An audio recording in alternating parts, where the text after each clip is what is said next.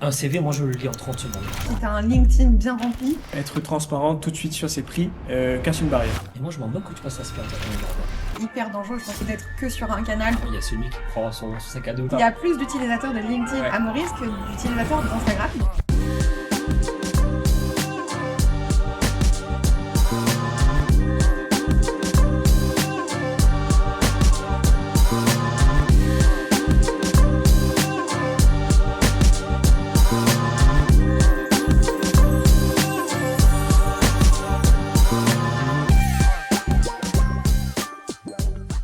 Trop cool Yes. qu'on se réunisse pour parler d'un sujet qu'on a en commun au final aujourd'hui. On en a beaucoup, hein. On en a pas un. Ouais. Mais il y en a un quand même qui nous a permis tous les trois de se rencontrer et aussi de faire ce podcast aujourd'hui. Donc sans LinkedIn, je ne t'aurais pas rencontré Manu et ma première expérience à Maurice aurait été totalement différente. Donc merci LinkedIn. Elle a je vais été pas faire triste, ça. hein, Ouais. l'expérience. Donc on va, Carrément. je pense qu'on va mettre un sujet tout de suite, mais est-ce qu'on dit LinkedIn ou est-ce qu'on dit LinkedIn? Vous dites quoi? LK. LK. LK. Voilà. Ok. Bah, moi je dis LinkedIn, mais en fait c'est possible que parfois, tu vois, ma langue Ok. fourche. Et toi tu dis comment, Ronnie? LinkedIn, je LinkedIn. pense. LinkedIn. Je sais pas. Je pense, ça me vient plus naturellement de dire LinkedIn. Peut-être le petit côté anglophone. Je sais pas. Moi je me suis jamais posé de questions vraiment. Hein. C'est vrai? Ouais, j'y vais comme ça et si ça passe, ça passe, tu vois. Dans un où je fourche Ok. un peu, mais. Tu dis cette plateforme surtout. Ouais, cette plateforme. Cette tu vois. plateforme. Ok. Donc, ça serait bien déjà qu'on commence par ce qu'on a dit. Donc, éventuellement des petites questions ou des petites pour lancer un peu le sujet, Ouais, il y expliquer a eu aussi pourquoi est-ce qu'on est là. C'est difficile de démarrer un podcast, mais on a trouvé voilà, c'est le pour ou contre. Ok. On en a parlé, on en a évoqué, et du coup j'ai fait une petite sélection, des petits big up à gauche, à droite, avec des pour ou contre. Allez. On va commencer peut-être par pour ou contre le CV.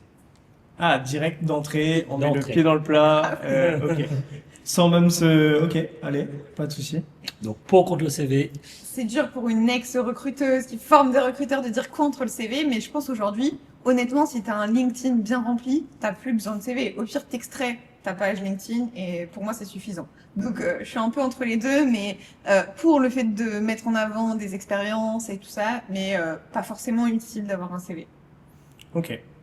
Je vais peut-être être assez cash, mais je trouve que c'est ultra égocentrique un CV. Je trouve que c'est quand même basé sur le passé.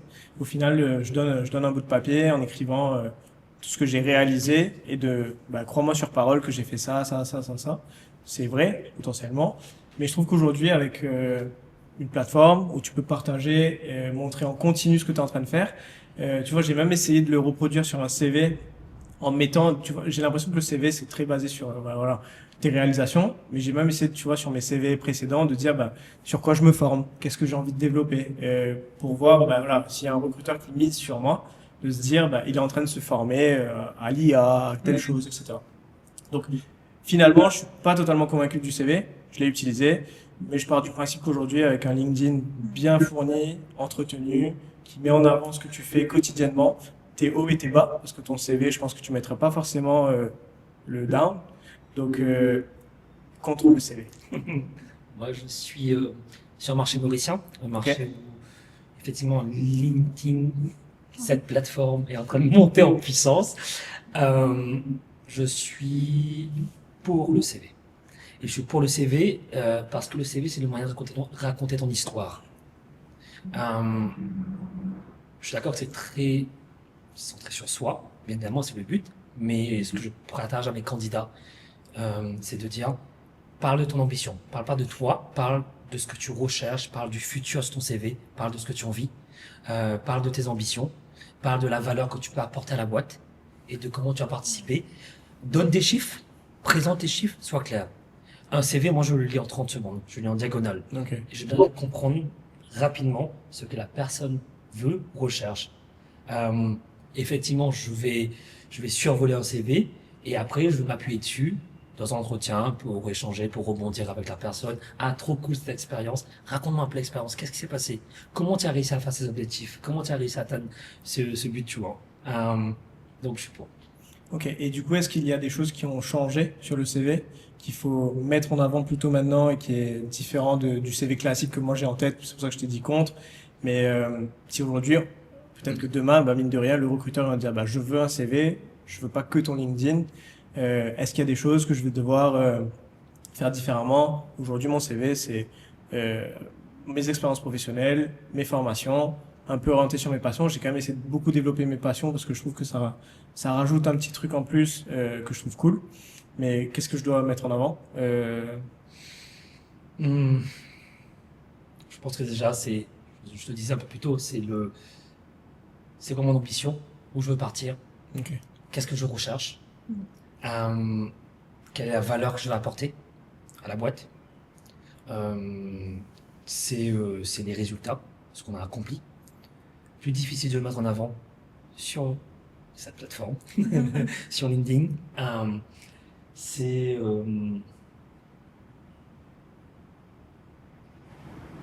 ouais, c'est les moyens que je vais me donner aussi euh, pour, euh, pour tout exploser, pour tout défoncer dans le projet dans lequel je me lance. Donc, il y a pas de, je refais pas la roue.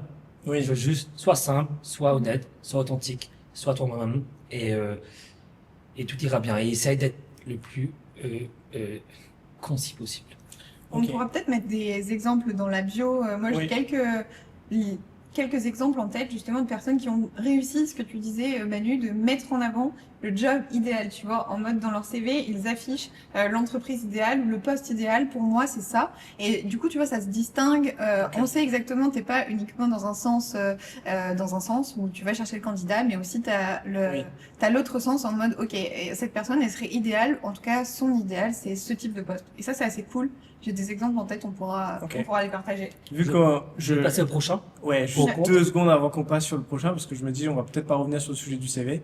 Je me dis quand même, aujourd'hui, enfin, c'est pour ça que je te disais que j'étais contre, mais l'approche, elle va être différente, tout en ayant aussi un CV derrière, peut-être ou pas, mais je me dis que je vais avoir la même approche que j'aurais si je dois prospecter, tu vois. C'est d'essayer d'aller contacter quelqu'un directement, et ensuite voir, bah, tu vois, contacter sur LinkedIn, voir un petit peu ce qu'il fait, lui écrire un petit message, et en fonction de la réponse, bah, voir s'il y a potentiel à travailler ensemble. C'est pour ça que me dis, quand j'ai la perception du CV où tout de suite, bah, je balance un CV comme ça et on voit si ça marche. Mais peut-être que Alors, là, tu On me, n'est pas finalement, dans l'outil, on est Ouais. dans la façon, Ok. de faire. C'est-à-dire que si aujourd'hui, effectivement, ce que j'apprécie des gens qui me contactent sur LinkedIn ou par mail ou par WhatsApp, enfin, avec un mot, ils vont me dire bonjour Emmanuel, j'aimerais discuter avec toi, je cherche une nouvelle opportunité, est-ce qu'on peut échanger? Ok. Le jeune diplômé m'enverra son CV. Mm. La personne qui a pas d'expérience va vouloir interagir avec moi. Ok. Et donc, effectivement, j'arrive tout de suite avec un framework très simple. Fais-moi un mini CV. Là, je me base sur Digirock, ce qu'ils font. Fais-moi un mini CV. Parle-moi de toi, de ce que tu veux, tes ambitions. Quelles sont tes attentes salariales? Je demande en une phrase la valeur que tu apportes à la boîte. Ok. Trop Je cool. dis, si tu as un CV mis à jour, tant mieux. Sinon, envoie-moi ton lien LK. Et après, je donne un lien pour 15 minutes d'échange, en fonction du profil, si c'est moi, ou 15 minutes d'échange avec une de mes consultantes en recrutement. Cool. Donc, je me base là. Donc, pour moi, le CV reste important à un moment donné, dans Oui. l'échange, pour pouvoir pas perdre de temps dans un entretien, à passer sur des sujets qui sont déjà présentés. C'est comme un peu la note d'entretien, tu vois, la Oui. note d'un rendez-vous. Si dans un rendez-vous, il n'y a pas d'agenda, tu n'es pas en train de te dire je vais passer dessus, là tu vas plein de temps, quoi, tu vois. Donc au final, c'est plus une démarche plutôt qu'un outil, comme tu le dis. Bien sûr, Ok. ça raconte ton histoire. Oui. En 2 minutes, tu as un screen de ton histoire, et maintenant je te demanderai de parler de vive voix de cette histoire. Bien sûr. C'est un peu ouais, c'est juste le déroulé d'un échange sur toi, tu vois. Ok. Trop bien. Euh, hmm, hmm, On ne sait pas du tout ce qu'il va nous poser comme question. Ah bah oui. J'avais trouvé une bonne question, mais je l'ai perdue. Ok. Pour ou contre la transparence totale des prix en B2B? Ok. Bonne question. Très bonne question. Tu veux commencer? Non, vas-y, Ronnie, je t'en prie. Ok. Moi, je pars du principe que être transparent tout de suite sur ses prix casse une barrière. On annonce le prospect ou la personne avec qui tu interagis, c'est déjà à quoi il s'attend. Maintenant, le fait d'annoncer tout de suite son prix et ensuite d'aller le justifier, plutôt que de faire l'inverse, c'est-à-dire de dire voilà, je fais ça, ça, ça, ça, ça, et voici mon prix final. Là, tu laisses dans l'attente. Potentiellement, tu vas aboutir à quelque chose qui ne va pas closer. Alors que l'inverse, bah, je me dis, ok, tac, voici le coût de ma formation, de mon prix, voilà, peu importe. Et maintenant, bah, à moi de le défendre. Donc, je mets ce prix, j'estime que je vaux tant, et maintenant je vais le justifier. Il y a plein de schémas où c'est comme ça, plutôt que l'inverse. Moi, je préfère ce format en tout cas, donc totale transparence sur le prix, que ça soit en B2B, que ça soit en plus small B2B, transparence totale. Ouais, même école. Enfin, je pense aussi que c'est un moyen plus simple ensuite de close parce que forcément, les leads que tu as qui ont conscience de ton tarif, des avantages, des inconvénients, etc., bah, sont déjà plus engagés dans la démarche. Donc moi, personnellement, j'ai toujours affiché et aussi pour, je pense, rassurer mes clients sur le fait, moi j'ai beaucoup de grands comptes et j'ai beaucoup de petits clients pour les rassurer sur le fait que non, en fait, c'est le même prix pour tout le monde, tu payes pas plus cher parce que tu as telle marque, quoi. Donc, ouais, moi pour la transparence. Et toi, Manu? Euh, Moi, je pense que ça dépend du produit ou du service qu'on présente. J'aime bien, il y a Dan Kennedy qui a une méthodologie de réflexion autour euh, est-ce que c'est une valeur ajoutée pour toi que je fasse ça? Est-ce que c'est une valeur ajoutée pour toi que je travaille sur ta fiche de poste? Est-ce que c'est une valeur ajoutée pour toi qu'on va créer un scorecard candidat? Est-ce que c'est une valeur ajoutée pour toi? Je parle bien sûr dans mon cadre de recrutement, dans mon agence, mais est-ce que c'est une valeur ajoutée pour toi qu'on va travailler sur le persona? Et au fur et à mesure qu'on va venir poser ces questions, on va venir pouvoir mesurer ce que le client attend de nous ou pas. Et donc, ça va venir influencer sur le prix. Parce que venir avec un prix, c'est aussi, moi je le vois à Maurice, j'arrive avec mon prix, on n'est pas, on a des prix qui, en tout cas, on se valorise dans notre service aujourd'hui, et les clients sont, ah non, c'est trop cher, on ne peut pas le faire. Donc, du coup, de pouvoir ajuster son prix en fonction du service rendu, bah, ça me paraît être une bonne approche en fonction du marché, du produit et du service.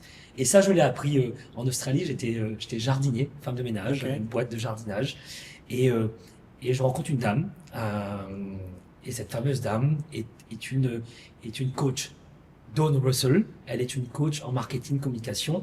Et je fais un échange de compromis avec elle. Je fais un bon échange. Je lui dis, Dawn, enfin, j'ai besoin d'être formé là. Je n'arrive pas. Enfin, je t'en avance à ma boîte, c'est compliqué, mais j'ai vu votre profil LinkedIn du coup, et c'est passionnant.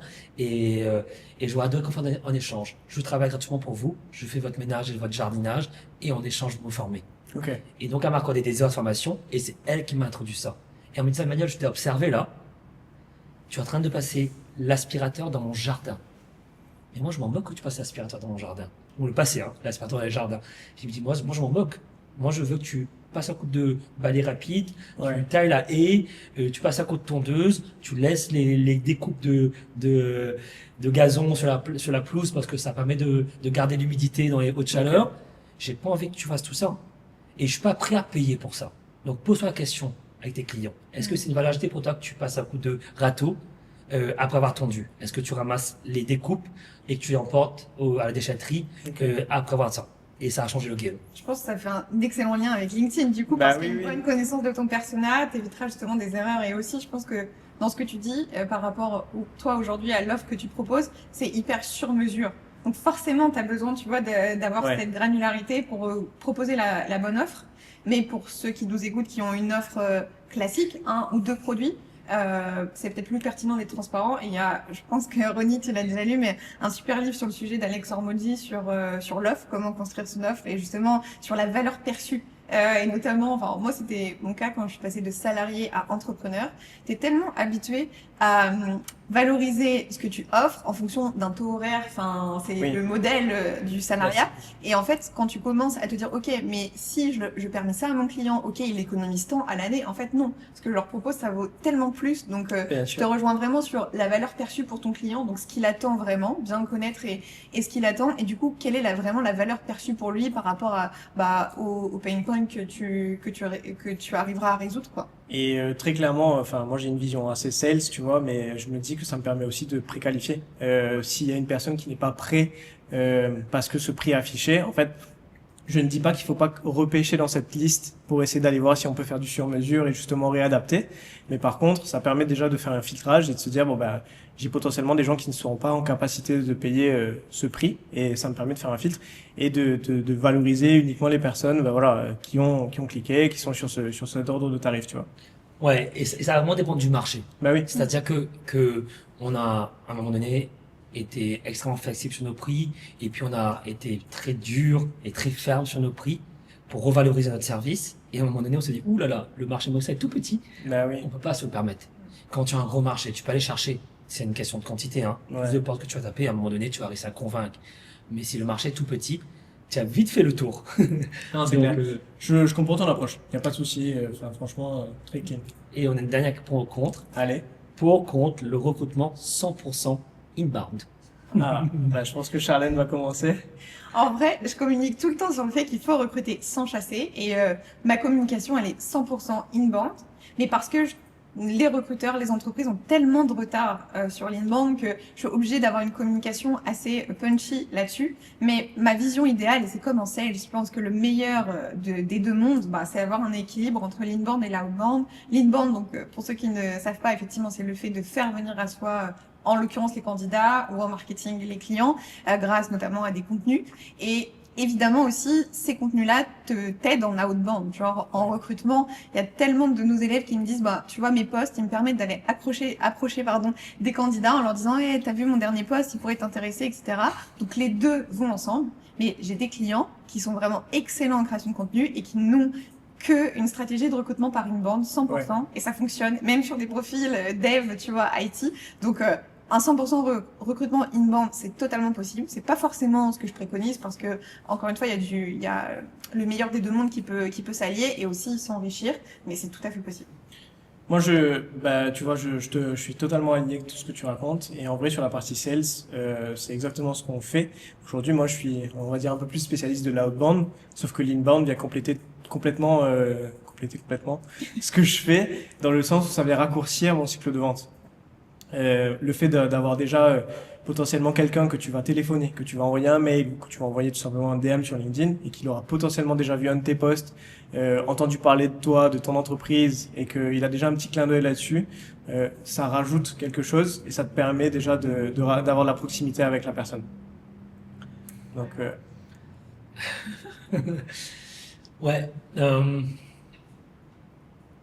Moi, je l'ai appris à la dure. Pas au niveau du recrutement, mais je l'ai appris au niveau du sales. Et effectivement, le recrutement, c'est du sales côté employeur. Je pense que si tu fais 100% d'inbound, parce que nous, on avait quasiment 99% d'inbound chez Meet Your Job pendant des années, 4-5 ans, et que tu n'apprends pas à faire du outbound, ouais. quand ça chute, Ça fait mal. ça fait mal. Et la crise Covid de 2020 a été une grosse chute. On s'est pris une grosse claque parce qu'il n'y avait plus personne qui rentrait. Donc on a dû apprendre en un temps court à nous former à la bande, Ouais. à être très agressif, à pouvoir créer du contenu sur LinkedIn. C'est là où j'ai appris d'ailleurs le LinkedIn. On va y revenir. Et du coup, ça a été très compliqué de le mettre en place. Donc je pense d'avoir un mix média assez équilibré, c'est-à-dire du paid média, on est sur les terrains en partie poussée, du earned média et du owned média, je pense qu'effectivement ça fonctionne. On ne peut pas, en fonction de la maturité de l'entreprise, la maturité de ce qu'elle a réussi à mettre en place, elle passera du paid au earned, Ouais. au owned. Je sais que chez Smart Traveler, chez nous, c'est que du earn. Aujourd'hui, on n'a que des candidats entrants, on a beaucoup de clients entrants aussi également. Mais ça a été un travail. Mais ça n'a pas démarré comme ça. C'est ça, Ouais. exactement. Et comme chez ton client aussi également. Complètement. Et dans tous les cas, c'est hyper dangereux. Je pense que Ronnie, tu nous le confirmeras, mais d'être que sur un canal ou que sur une stratégie, tu ne peux pas dépendre d'une plateforme ou d'un fonctionnement, parce qu'effectivement, il y a des facteurs que tu ne maîtrises pas qui peuvent venir influencer ça et te mettre dans une situation que tu préférerais Ah oui. éviter. C'est clair. Trop cool. Bah, super, ce petit jeu de pour ou contre. Au moins, ça lance un peu le Ah, sujet. bien C'est vrai sûr. qu'on a mis le pied direct dedans. Et On adore le faire en debout, assis. C'est assez marrant. On le fait souvent en De toute façon, conférence. pour les micros, là, Ouais. l'équipe technique aurait apprécié qu'on fasse debout, Bah assis, debout, assis. Bruno aurait apprécié, pas l'équipe technique. t'as t'as vaguement parlé de Smart Traveler. Moi, j'ai envie de savoir un peu plus. Au moins ce que c'est. Comment quelle est votre valeur ajoutée aujourd'hui sur le marché mauricien? Smart Traveler est une agence qui accompagne les gens à s'installer aujourd'hui à Maurice spécifiquement. On est vraiment dans une démarche de dépoussiérer l'expatriation. Ok. On dépoussière l'expatriation avec 3 différents leviers. Le premier, ça va être de la formation de quali qui est mise à jour et de la transparence. Le second, c'est des experts et un réseau de partenaires qu'on met à disposition. Et le troisième, c'est une super communauté qu'on fait vivre, Bah oui. avec qui on s'éclate. Information exclusive, je suis en train de vivre l'expérience Smart Traveler, donc Et alors confirmer. Non, je confirme sur les 3 points, évidemment. Ouais, franchement, je pense, on s'est dit plusieurs fois que Maurice, c'est quand même une destination facile pour l'expatriation. Néanmoins, il y a quand même plein de points, quand tu t'es jamais expatrié, qui te semblent vraiment complexes. Et Smart Traveler, c'est no-brainer, quoi. Enfin, tu te poses aucune question. Ah ouais. On prend en charge toute votre peine. On prend en charge.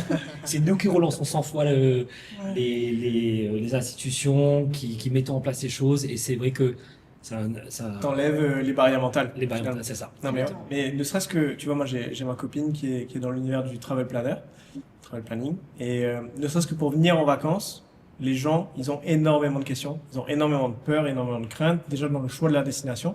Imagine venir s'expatrier. C'est sûr, Enfin, avec tes enfants, ton activité. Enfin, Ouais, Ouais. Après, tu as des personnages différents. Il y a celui qui prend son sac à dos, qui arrive tout de suite. Il a même pas pris un collecte en disant je m'expatrie, je peux commencer aujourd'hui. Il y a celui qui se prépare 2 ans en avance, qui nous contacte 2 ans en avance. Oh là là, j'ai un peu trop tôt. 2 ans là, c'est pas le moment. ouais, bah oui. Et puis, tu as le classique 6 ou 7 mois avant, une envie d'expatriation, besoin d'avoir une stabilité financière et un projet professionnel ou un job, ou celui qui arrive, qui travaille de l'étranger, et enfin sur la France ou sur un autre pays, et qui va s'installer avec son activité déjà en route. Et ça, c'est le meilleur profil. Bah oui. Parce qu'il arrive, il est payé en euros, il a son activité qui tourne, il y a énormément de web entrepreneurs à Maurice, il y a énormément de personnes dans la formation. Donc ça fait sens, Maurice. C'est quand même la Ah oui. qualité de vie ici, nous, ce qu'on offre finalement. Moi, j'adore mon pays, je suis mauricien à la base, donc j'adore mon pays et, euh, et j'aime les Mauriciens, j'aime le peuple mauricien.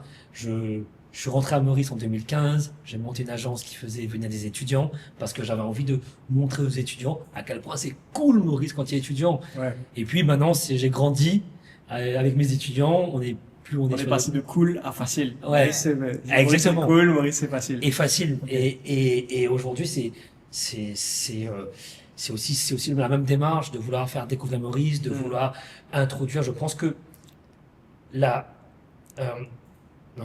l'interaction humaine. Je pense que quand tu mets des gens ensemble, tu fais partager, rencontrer, va venir élever un peuple, va nous élever nous. Plus tu interagis, plus tu rencontres des gens intéressants, tu es la moyenne des gens que tu rencontres. Ouais. Petit Et, clin d'œil à Génération Do It Yourself. Petit clin d'œil, elle adore ça. Ah, j'adore. Passionné tous les jours, non? Exactement. Et donc, plus tu rencontres des gens et plus tu grandis. Et c'est ce que j'avais envie d'apporter aujourd'hui à Maurice, en disant, il y a des Mauriciens qui n'ont pas pu voyager, qui ont rencontré des étudiants étrangers, qui sont partis les rejoindre en France. Il y en a qui sont mariés. Enfin, le truc est incroyable. Et tu te dis, waouh, je suis passé par là, je viens de créer ça là. C'est absolument fou. Et je réalisais pas l'impact. Et cet impact-là, elle est similaire aujourd'hui pour l'expatriation et pour les gens qui s'installent. Et pour les Mauriciens. Quel est ton impact social, environnemental, sociétal dans les projets que tu fais? C'est la réflexion à se poser. Ok, ben merci. En tout Trop cas, merci. Est-ce qu'on enchaîne sur une des premières questions? Je pense que ça peut être pas mal. Si vous voulez, je commence. Eh ben, Vas-y, je t'en prie. c'est bon. Vous vous êtes lancé le camp sur LinkedIn. Pourquoi? C'était il y a combien de temps? Quel était le but principal, l'objectif à l'époque? Parce que je pense que maintenant, ça date pour vous. Je me suis inscrite, je crois, en 2011. Et je pense, comme beaucoup de personnes, c'était pour trouver un job. Donc, à l'époque, un stage, je pense, ou une alternance. Et Chez un réseau. Ouais, exactement. Cher réseau. L'époque de LinkedIn, cher réseau. Je suis needy, j'ai besoin d'un stage, aidez-moi. Vraiment. Fallait passer par cette étape, je Exactement. pense. Et puis de toute façon, je pense que la plateforme était pas prête encore à ce qu'on bouscule les codes avec Ouais. des selfies et avec des accroches très catchy. D'ailleurs, vous savez qu'elle a été une des premières à avoir osé le selfie ou la photo, on va dire un petit peu décalée de ce qu'on avait l'habitude de retrouver ou pas? Non. C'est Maud Alaves, Ah oui. Ah oui, qui aujourd'hui a sa newsletter Les Persos de Maud, je crois, qui a percé. Et j'ai vu un de ses newsletters là récemment, et c'est vrai que elle explique elle osait pas au début, et qu'au final, elle s'est dit, bon, bah, allez. Je tente une photo un peu décalée, je suis pieds nus sur ma terrasse, et au final, bah, moi, elle m'a fait enlever les emojis de mon. c'est vrai mes que posts. Tous les emojis, il n'y a plus d'emojis. tu vois ces posts, c'est ultra carré, t'as envie de le lire. Tu te dis, Ouais. moi je suis abonné à sa newsletter Ouais, et je moi prends un aussi. plaisir à le lire. Je crois que c'est tous les lundis, je crois, quand elle est régulière. Mais Ouais, hyper sympa. C'est ouais. vrai. Et clairement, on a vu l'évolution. Et du coup, moi, je l'ai vécu parce que donc je me suis inscrite en tant que candidate, on va dire. Après, je suis très vite devenue recruteuse. Et au début, j'utilisais aussi LinkedIn avec les mêmes codes pour chercher des candidats. Donc avec des offres. Franchement, quand je les regarde maintenant, j'ai honte. Et je pense que mon déclic, il est venu genre en 2017-2018. Je regardais beaucoup ce qui se faisait notamment aux States et il y avait tellement d'avance sur l'inbound. Et j'ai commencé à créer des contenus basiques, on va dire, pour aujourd'hui, mais juste sur l'équipe, l'ambiance, déjà un petit peu d'employé generated content, et ça a tout changé. Et du coup, après, j'ai commencé à créer du contenu en tant que salarié, puis en tant que directrice RH, 3-4 fois par semaine déjà. Ouais. Et donc ça depuis 7 ans. Et après, j'en ai fait ma boîte. Stylé. Trop Franchement, trop cool. Moi, j'ai fait quelques posts entre 2015 et 2020. Premier post, c'était une lettre d'un. D'ailleurs, je l'ai reposté récemment. C'est une lettre d'un gosse qui a écrit un message au directeur euh, d'une ligne aérienne. Donnez-moi des conseils pour ouais, Je l'ai vu. pour ouvrir ma ligne. Voilà mon projet. Et le directeur lui répond entre concurrents, on ne pas de conseils, mais je vous trouve sympa, donc je veux un conseil. Et c'est un gamin de 8 ans ou 9 ans. Donc hyper marrant. Donc c'est la première post. Un autre post, c'était sur une personne avec un handicap qui est sur scène s'exprime. C'était mes 2 premiers posts qui Ok. m'avaient beaucoup touché. Je le partageais sans trop comprendre pourquoi. Ok. Et puis plus rien. Pas de son, pas d'image. Et en 2020, crise Covid, mes 2 activités sont au point mort. J'ai pas beaucoup de choses à faire. J'ai une trésor extrêmement limitée dans le temps. On a peu d'aide à Maurice. Pas d'aide bancaire, pas de soutien du gouvernement, en tout cas sur 2 mois. Et il faut que je trouve une solution. Et je prends une des meilleures décisions entrepreneuriales. J'achète des formations. Ok. J'achète des formations sur le growth, sur LinkedIn d'ailleurs, Grégoire, avec les monstres de LinkedIn, je crois que c'est ça. Et du coup, je me forme à ça. Et tous les jeudis avec l'équipe, on se forme à LinkedIn, on se forme à coup d'état, on se forme sur plein de trucs. Et ça explose, quoi. Notre pipe, en 3-4 mois, on est les seuls à communiquer à Maurice. Tout le monde s'est renfermé. Tout le monde a arrêté de communiquer. Tout le monde a tête baissée dans leurs opérations. Mais bien au contraire, quand les choses deviennent dures, c'est là où il faut être le plus résilient et foncé. Donc, je me suis mis à communiquer. Et là, ça a pris. Ça a pris.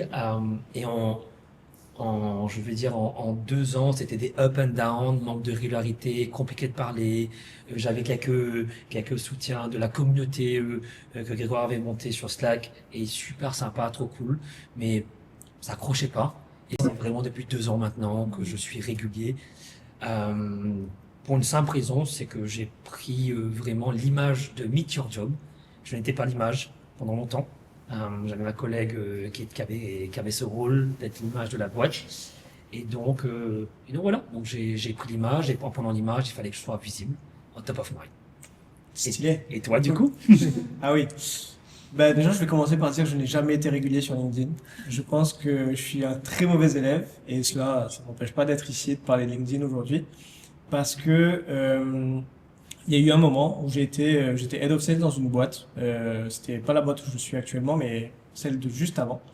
Et j'étais dans un secteur qui me parlait pas trop. J'ai été là-bas parce que le projet m'intéressait, mais le secteur en lui-même, c'était de la géolocalisation. pour flotte automobile, mobilité. Donc, je suis resté dans le même univers.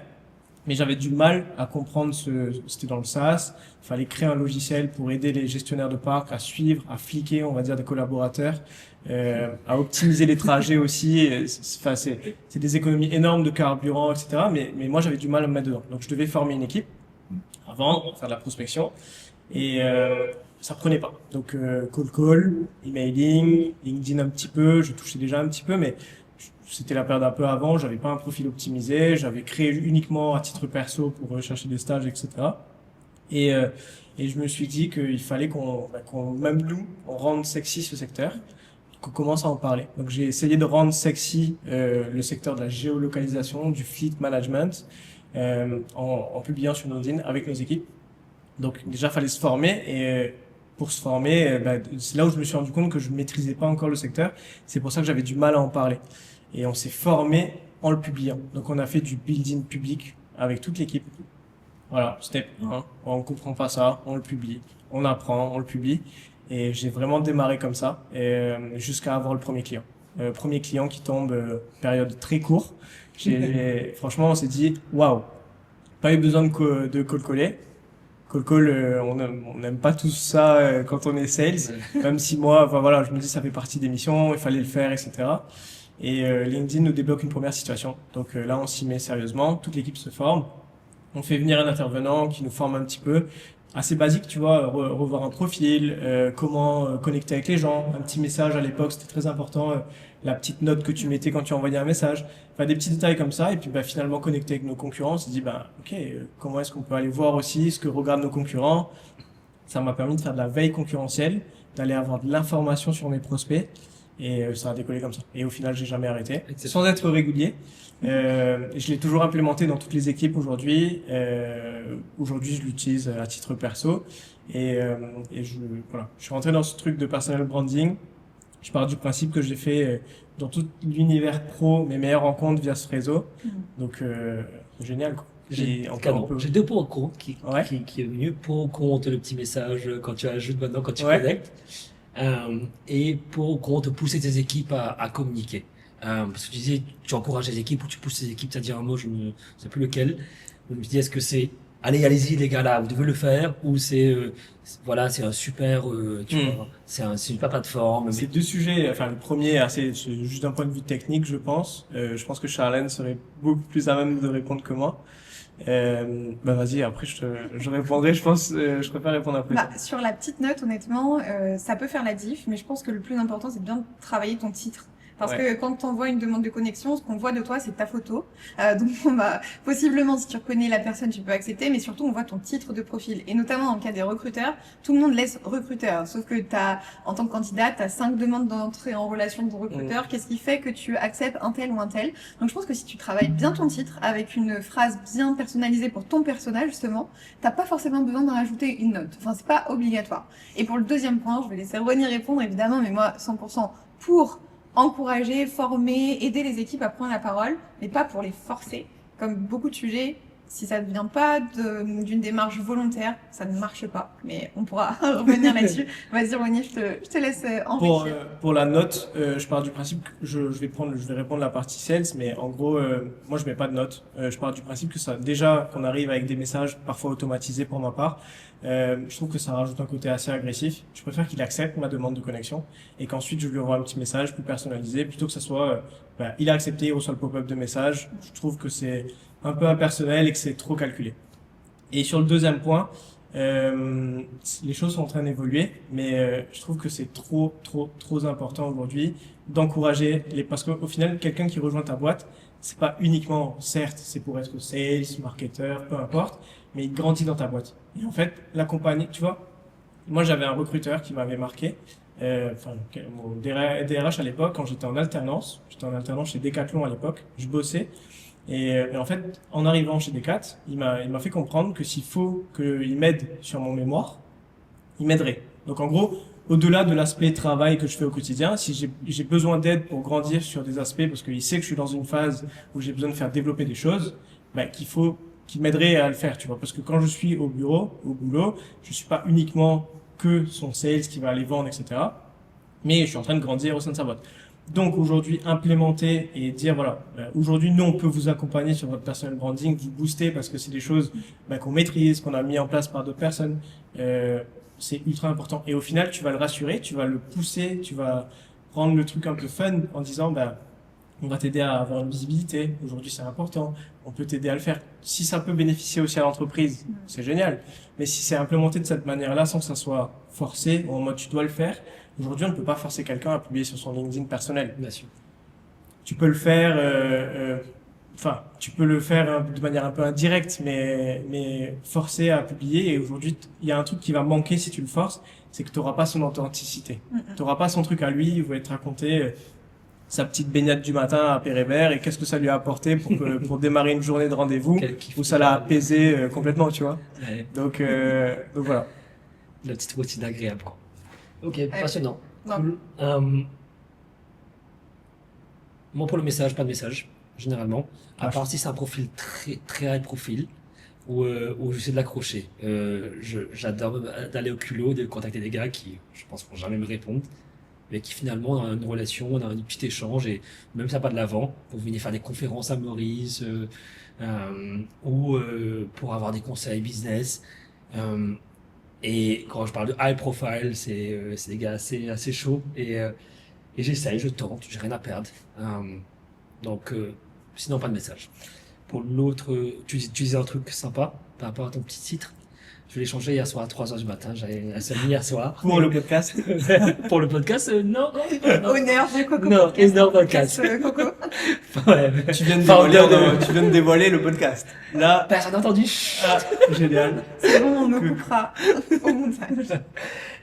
Et du coup, non, je répondais je répondais à un post qui est passé d'américain. J'ai commencé à passer sur l'américain aussi, là, sur les champions. Et donc, je répondais, et puis je vois d'appeler réponse de tout le monde, et l'heure, et je réalisais que j'étais totalement déconnecté. I connect people. Donc, c'était Emmanuel, je connecte les gens. J'adore connecter les gens, en général. Et c'est vrai, je le fais avec beaucoup de simplicité, de naturel, de mettre les gens en relation, c'est vraiment ma passion. Tu vois. Mais du coup, je voyais Founder, il fait ça, ou champion de ça. Et je trouvais que ça a été beaucoup plus clair, leur petit texte. Donc, c'est devenu Founder. J'aide les CEO à résoudre les problèmes d'efficience en recrutement. Cool. Stylé.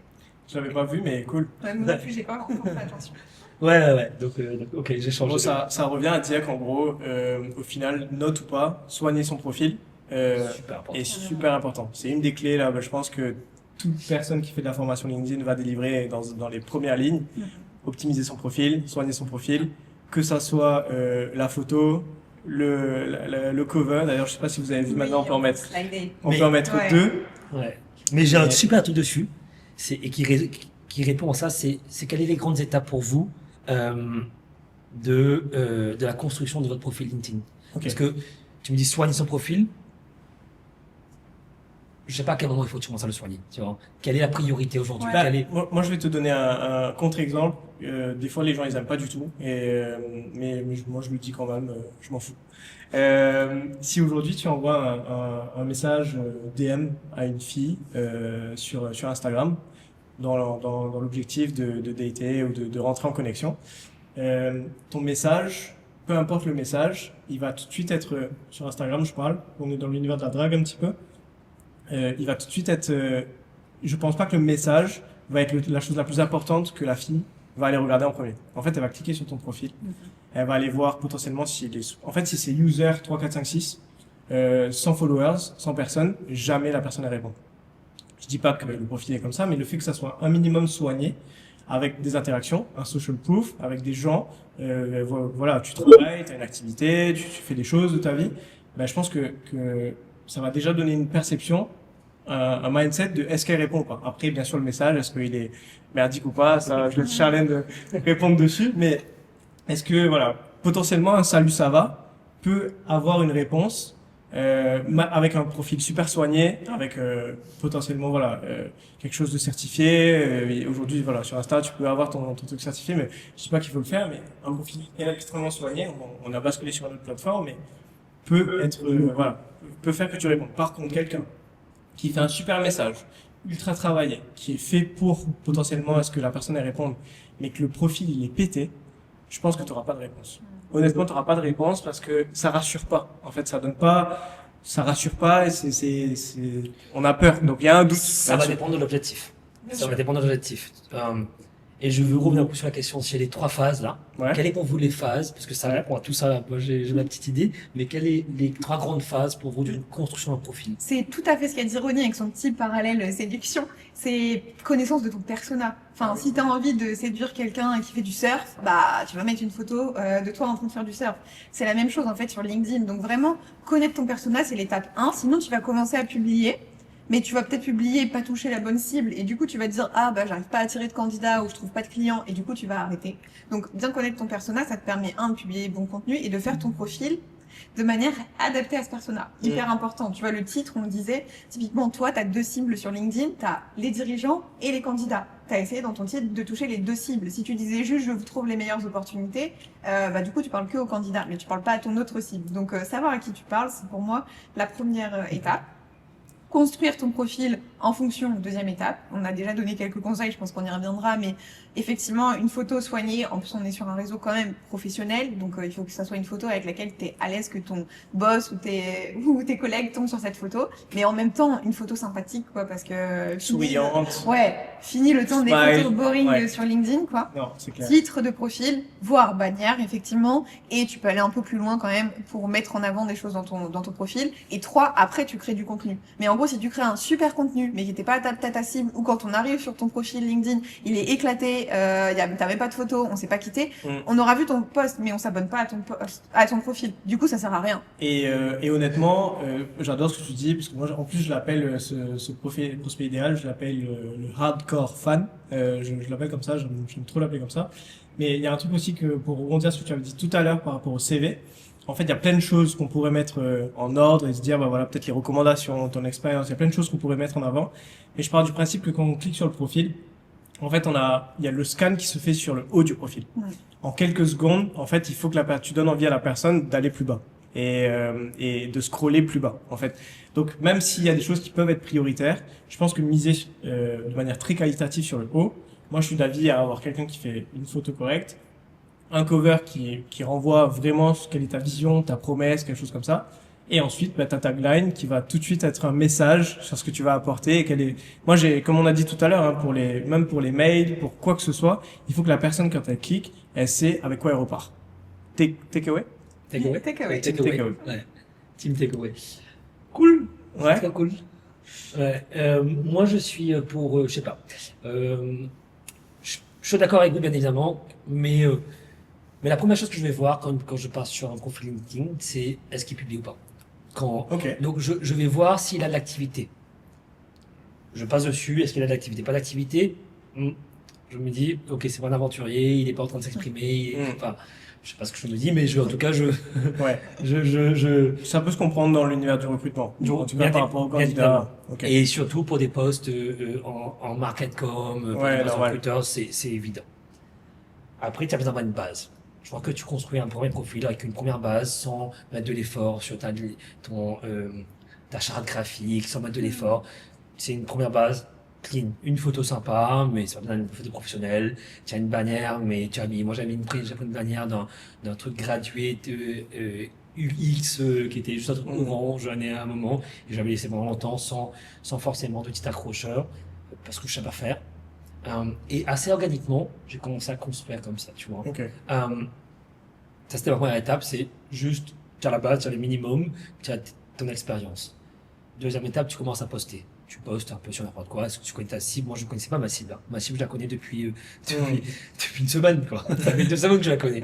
Donc, c'est tout récent. Hein. Et donc, j'ai commencé à poster sur plein de choses différentes. Je suis parti tester pour voir ce qui fonctionnait. En tant que recruteur, ma priorité était à un moment donné d'aller chercher les candidats. Donc, j'avais une communication candidat. Je suivais Chloé Nagasa. J'étais waouh, trop cool. Et donc, j'essayais de reprendre un peu son contenu, changer un peu l'approche.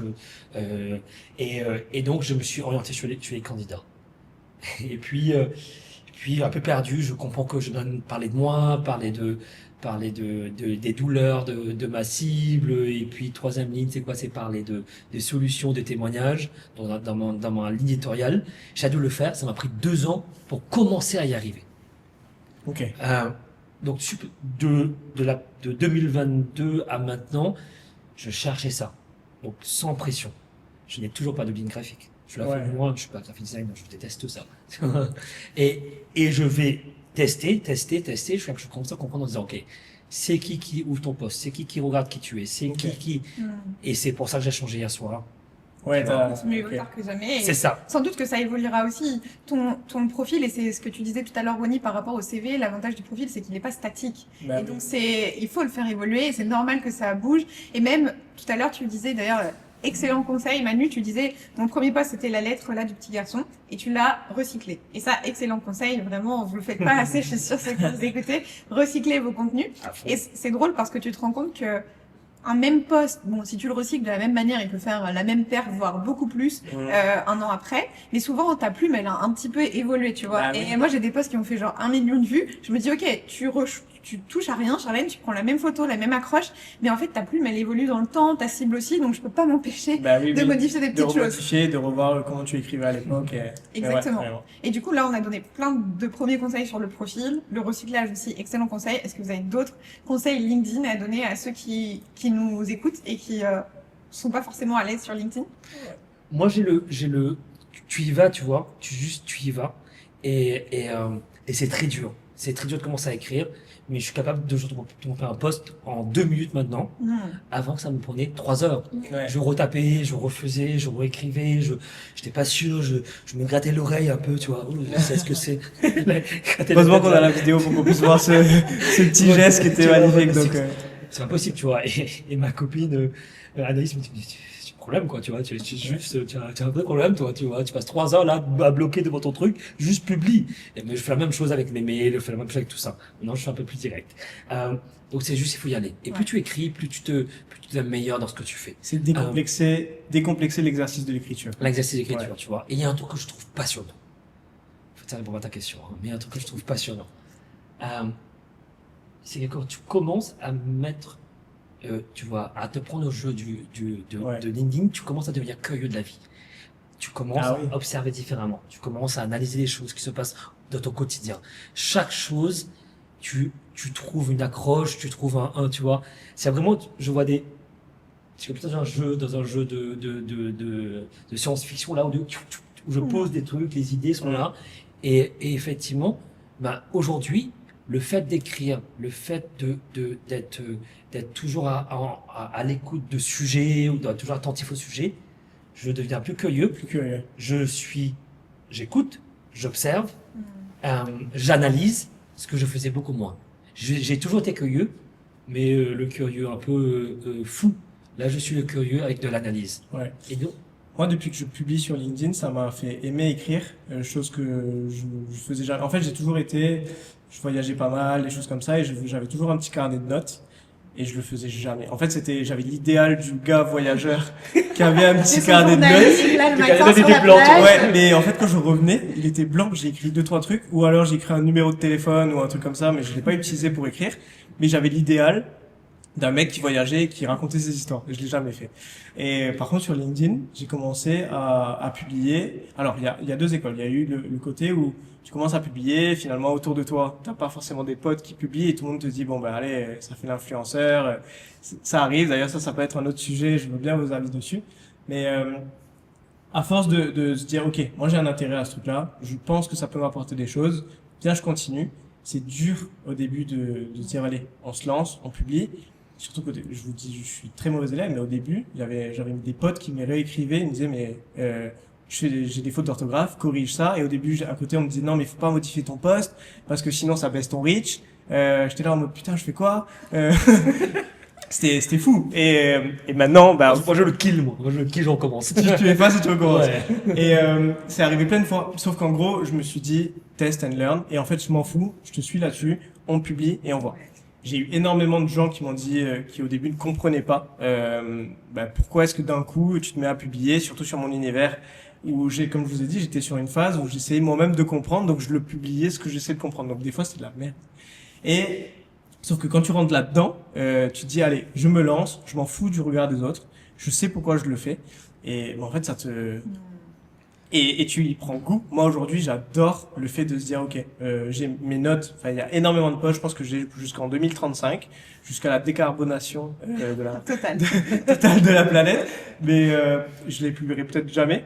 Et il y a un petit truc que je fais quand même, c'est que j'essaye maintenant d'avoir je suis pas régulier, mais j'essaie de jamais publier à chaud. Je sais que ça peut être bien parce que des fois t'es instantané, c'est spontané, ça y est, ça envoie. Mais en fait, j'aime bien laisser maturer un petit post. Donc j'ai une idée, je l'écris, je dors avec le post, limite, et en me réveillant, des fois ça change. Voilà, je suis peut-être psycho, mais en fait je me dis, voilà, je laisse et j'arrive toujours à avoir une petite modification qui se fait. Donc voilà, petite Ouais. best practice. Tu disais un truc tout à l'heure, tu vois, bah, tu as des potes qui viennent te voir, qui sont importants, qu'est-ce que tu fais, enfin, tu vois. Ouais, Et, et moi, j'ai eu, en plein board meeting, en train de travailler la roadmap de l'année, et j'ai une de mes associées qui me saute dessus, qui me dit, attends, pourquoi tu peux pas écrire ça, c'est quasiment, ça me fait honte, quoi, tu vois. ouais. Donc, on a eu tout un débat de 3 quarts d'heure sur le sujet en disant, mais c'est ma position, tu vois, et c'est moi qui prends position, donc, si ça te fait honte, c'est une chose, enfin, j'ai pas envie d'entendre ça, tu vois. Hmm. J'ai pas du tout envie d'entendre ça, mais son sujet c'était tes postes aujourd'hui sont pas décalés, c'est pas le à la hauteur d'un chef d'entreprise. Ouais. Je peux pas te recommander en face de grands groupes. Tu vois, j'ai honte de te mettre en relation avec la directrice de communication d'un groupe français. J'ai ok, très bien. Et c'est un peu refroidi, tu vois. Donc à un moment donné, j'avais perdu Ouais. la plume Ouais. parce que j'étais dans mon try and error, sachant qu'un poste elle est tombée sur moi, mais Ouais. le poste, personne ne le voyait, hein. Oui, Et j'avais c'est ça. deux impressions, tu vois. Ouais. Tu vois. Puis les taux ont changé, tu l'as dit tout à l'heure, aujourd'hui, il y a quasiment aucun poste avec un E, enfin aucune fonction sur laquelle on va pas aller regarder si tu es actif sur LinkedIn. Et dans la plupart des cas, ça sera toujours un plus pour décrocher un job. Parce Bien qu'aujourd'hui, ça fait partie que tu fasses de la marque employeur, de la marque commerciale ou toute autre fonction. Ça montre aussi ton attachement à l'entreprise, etc. C'est une qualité, tu vois, de poster. Mais Bien on est sûr. passé dans il y a eu cette période où genre on te pointait du doigt. Moi j'étais dans un univers hyper bureaucratique où on ne prenait pas la parole et Ah oui. c'était que le service marketing qui avait cette autorisation. Et heureusement, c'est pas du tout que je m'en fichais de l'image que je renvoyais, pas du tout même, mais je l'ai fait de manière hyper rationnelle, tu Bah vois. oui. Je me suis dit, ok, je vais mesurer concrètement ce que ça rapporte et je vais Ouais. vous prouver par l'exemple que en fait je suis pas en train de faire n'importe quoi. Tu vois là mes 3 posts par semaine ils nous rapportent tant de candidats, ils rapportent tant de leads et c'est ça qui fonctionne et du coup rationaliser c'est peut-être aussi un conseil qu'on peut donner, c'est de mesurer un petit peu ce que ça vous rapporte et comme ça fera taire Bah tous les oui. haters de leur dire ok toi tu publies pas très bien mais regarde moi ce que ça m'a apporté et ça je pense que c'est le meilleur exemple. Et puis j'ai envie de dire quand tu démarres quelque chose, en fait tu vas forcément avoir des gens qui vont te comprendre dans ton univers, d'autres qui vont pas forcément comprendre tout de suite, mais qui vont voir qui n'auront pas forcément la vision tout de suite. Aujourd'hui, sans être prétentieux ou quoi que ce soit, il y a eu des personnes qui pas forcément étaient dans la critique, mais qui étaient dans l'incompréhension par rapport à ce que je publiais ou quoi, qui aujourd'hui sont en train de me demander des conseils pour publier sur LinkedIn. C'est sûr. Je le prends pas comme une gratification, quelque chose de super cool et tout. C'est pas le but, mais c'est pour dire que voilà, peut-être que là aujourd'hui, t'as une réalité ou t'as une vision d'une chose. Peut-être que même nous aujourd'hui, on est déjà dans un autre step, d'une autre vision par rapport à LinkedIn, par rapport à d'autres réseaux sociaux. Et il y aura ce step où les gens ils vont comprendre. Donc peut-être que faut se le dire, voilà, faut être fier de se dire qu'on avait été en avance sur un petit truc qui a apporté ses fruits. Et puis j'ai envie de dire, bah t'as des gens, parce que toi, t'as forcément aussi suivi des personnes, t'as commencé à publier, t'as suivi des gens. Peut-être qu'il faut trouver ta tribu à ce moment-là. Ça, c'est un autre conseil, mais je pense qu'il est important. LinkedIn, c'est un réseau social personnel, et je pense qu'on peut grandir en équipe. En fait, t'as besoin d'avoir une équipe à un moment donné pour. Tu peux y arriver tout seul, hein, c'est pas ce que je dis, mais je pense que c'est pas mal de bien s'entourer, d'avoir des gens qui vont être en avance par rapport à ce que eux, leur step du game, tu vois, et d'apporter des retours, te dire ok, bah, et ils vont jamais te critiquer ces gens-là. Ils sont passés le step où toi tu es, il y a personne qui va te dire mais ton poste c'est de la merde ou Bien sûr. il est décalé, quoi, tu vois. C'est souvent basé sur de la jalousie de toute façon. Donc c'est aussi, tu vois, peut-être qu'au fond d'eux, ils aimeraient le faire, mais ils osent pas le faire. Du coup, ils te détestent de le faire à leur place. Et on était tous les 3 cette semaine à un petit after work sunset, créateur de contenu LinkedIn. Très cool d'ailleurs. Ouais, très très cool. Merci Ouais, c'est Ronnie pas pour l'invitation. Et justement, quelle est votre vision, vous, sur la place de LinkedIn à Maurice? J'ai ma réponse, mais j'aimerais bien vous entendre là-dessus. Je veux juste donner un dernier conseil, et c'est la première chose que j'aurais faite aujourd'hui. Pour démarrer, c'est de commencer à commenter. C'est le plus simple. Ouais, Juste commenter, soyez le premier à commenter parce que vous aurez de la visibilité. donne avant de recevoir. Ouais, soit le premier à commenter sur les posts, et c'est une première façon de commencer à créer du contenu. Et Parce- tes meilleurs commentaires font de très bons posts. Ah, exactement. Bah oui, exactement. Ça me fait penser qu'il y avait une période où le top commentaire, j'avais joué à ce jeu d'essayer d'être le meilleur commentaire à chaque fois parce il apparaissait en top Yes. des posts. Bon, voilà, petite parenthèse.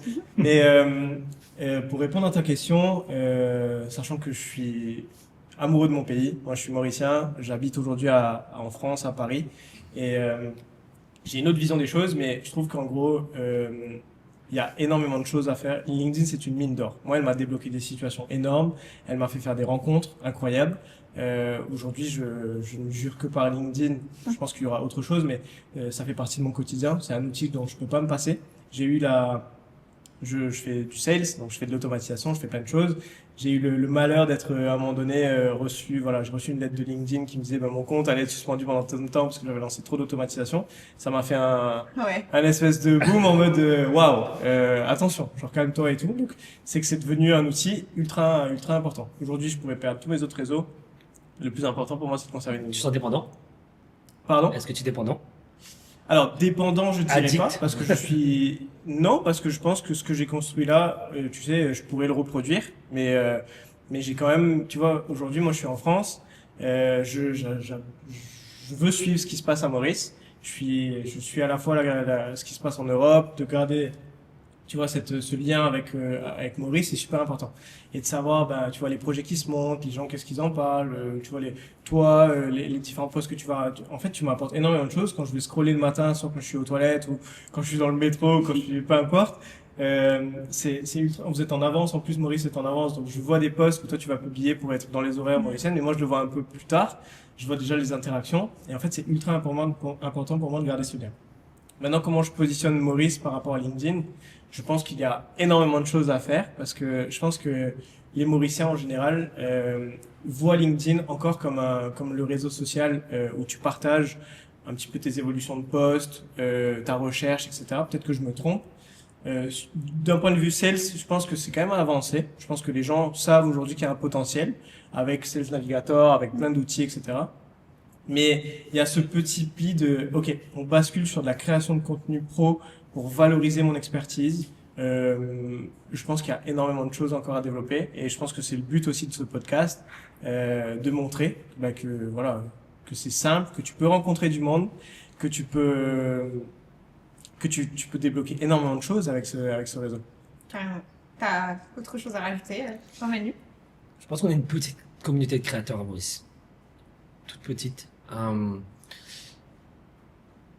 Il y a différents domaines, différentes personnes dans différentes industries qui communiquent.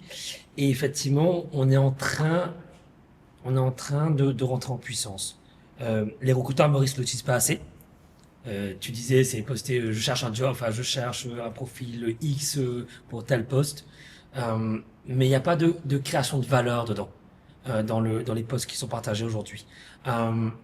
Néanmoins, c'est en train d'arriver. Ouais, ça commence. Et donc, c'est Ouais. c'est super Il y a excitant. quelques créateurs et franchement, il faut les pousser à mort Ah, parce qu'ils sont en train de prendre le pli Et je trouve que le côté aussi, et c'est là où l'étranger, faire des gens venir de l'étranger s'installer à Maurice, l'expatriation apporte aussi une valeur parce que ça va.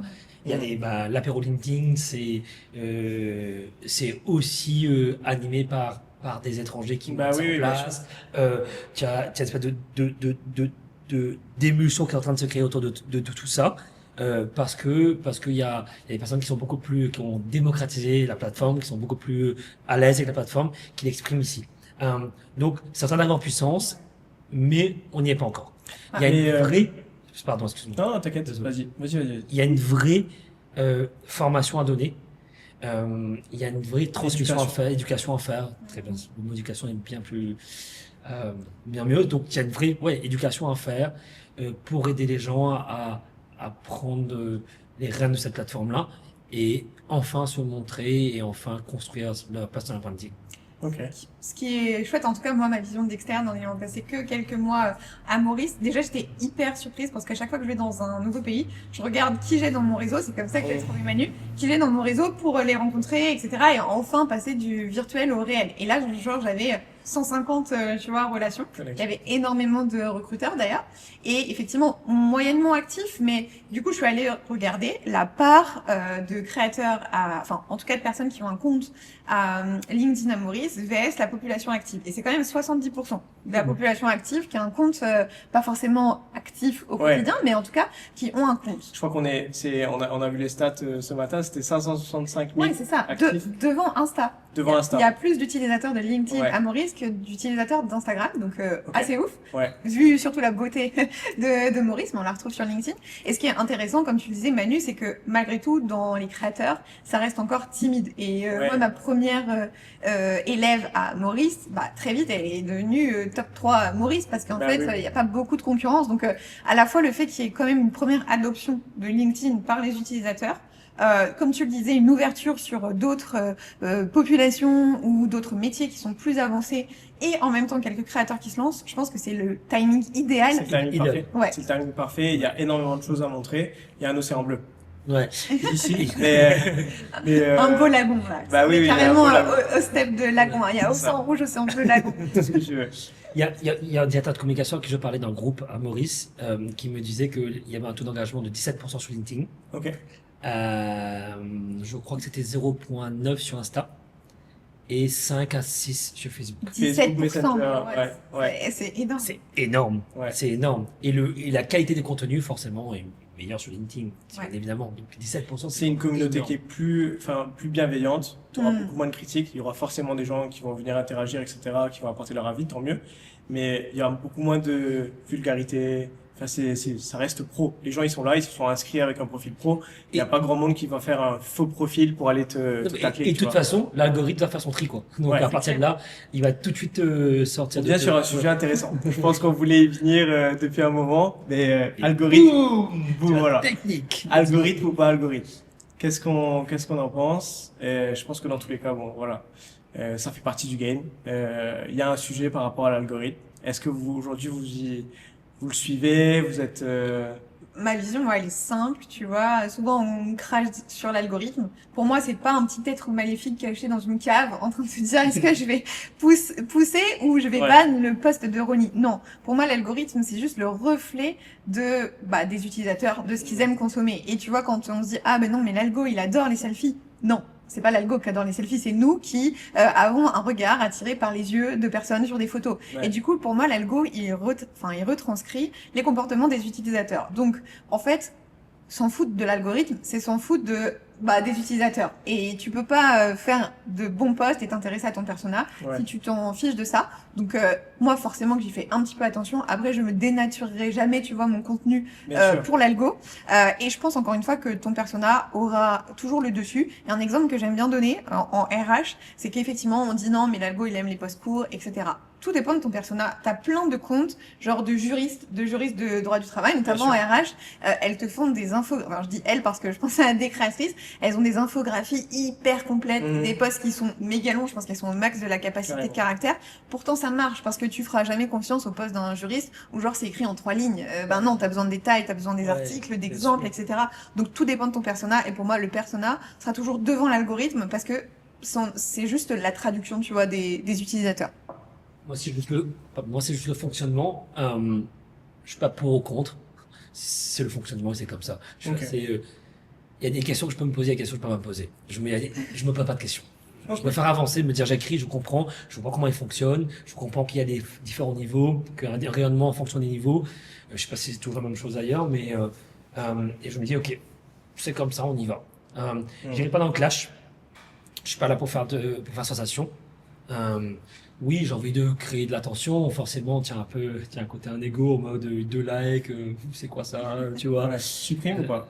Ça m'est déjà arrivé. Parce que je trouvais que le contenu était bien, tu vois. Bah C'est oui, juste, oui. je me dis, dommage, quoi. Il était quand même trop cool ce contenu, Ok, tu du vois. coup, pas la bonne Et tu heure. retestes après. Et je reteste, Ouais. exactement, Ouais. tu vois, et je rechange l'accroche. Non, je l'ai fait quelques fois quand même. Je Ok. l'ai fait quelques fois, tu vois. Ok. Mais non, je ne pose pas de questions sur la Go. Juste j'y vais. Et puis c'est comme ça, et je comprends comment il fonctionne.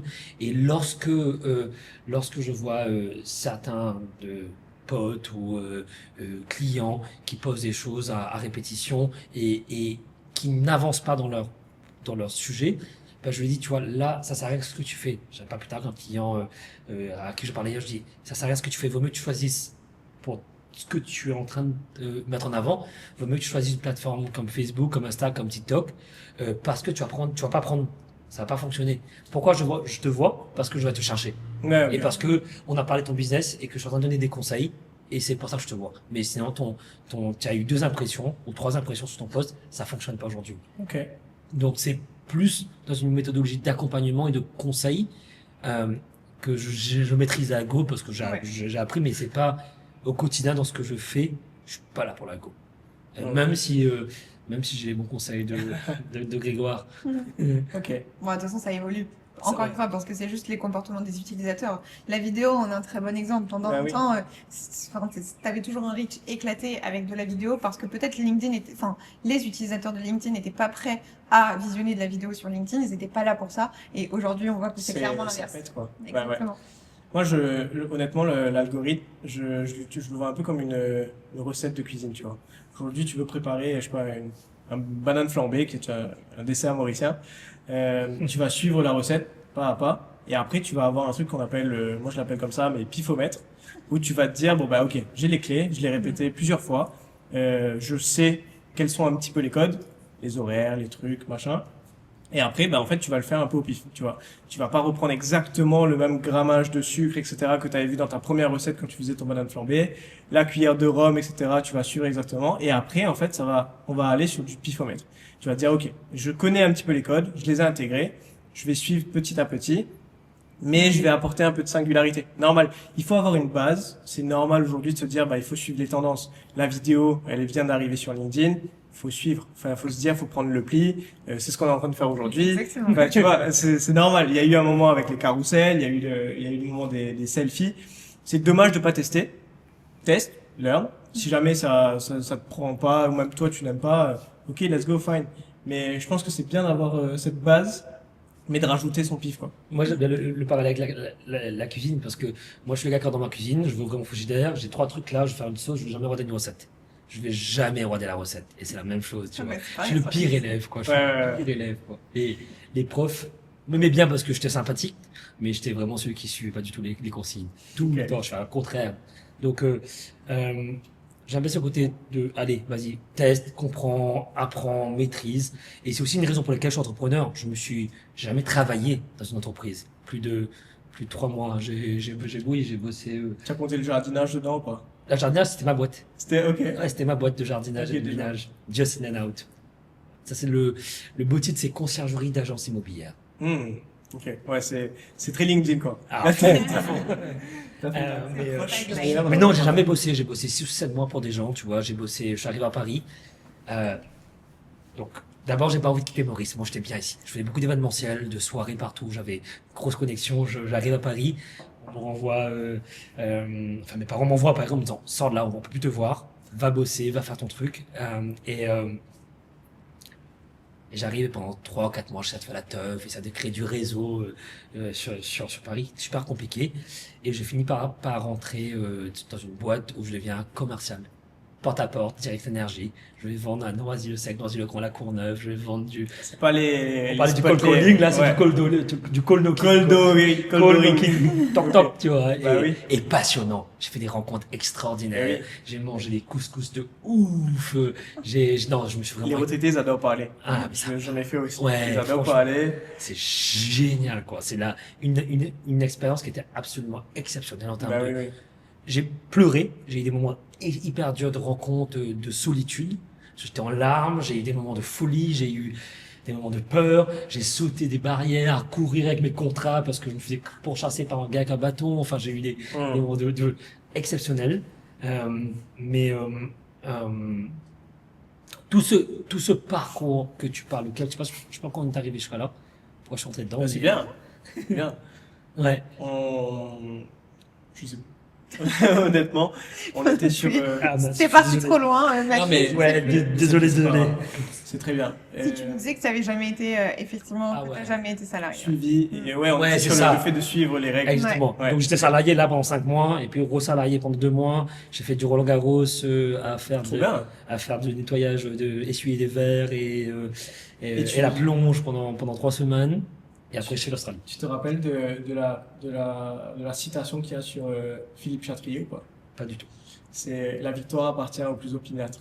Ça te parle ou pas? Bien sûr. C'est incroyable. En fait, à chaque fois, et j'utilise sur LinkedIn, c'est pour ça que là, tu as fait le parallèle avec Roland Garros, j'adore, mais en fait, je me dis, ben, en fait, il y a eu plein de moments où je me suis dit, bon, j'arrête, ou je m'en fous un petit peu, mais je me suis dit, même des moments où j'arrivais moins à poster, par temps, par envie, par plein de choses, je continuais à connecter avec des gens, je continuais à commenter, même si moi je le faisais pas à titre perso, ben, je continuais à donner de la force aux autres.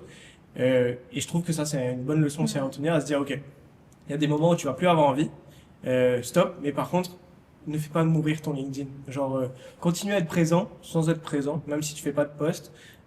Envoie un petit like, envoie un petit commentaire, soutiens ceux qui sont en train de sont peut-être dans leur pic season où ils sont en train d'envoyer du lourd, donc ça peut être voilà, pareil, petite citation qu'on lâche comme ça. Ça me fait penser justement à une question que tu voulais nous poser, Ronnie, mais quelle est la meilleure, votre plus belle réussite sur LinkedIn? Tu nous disais tout à l'heure, Ronnie, que tu avais fait tes plus belles rencontres professionnelles sur Link. Est-ce que, enfin voilà, quelle est la chose qui t'a le plus marqué? Le fait de se dire que des personnes que tu as rencontrées où j'ai envoyé un DM LinkedIn pour faire un rendez-vous, un café, à l'époque c'était ça. C'était salut, est-ce qu'on peut prendre un café pour discuter? Est-ce qu'on peut se faire une petite visio 15 minutes pour échanger pour voir s'il y a des synergies entre nos deux entités?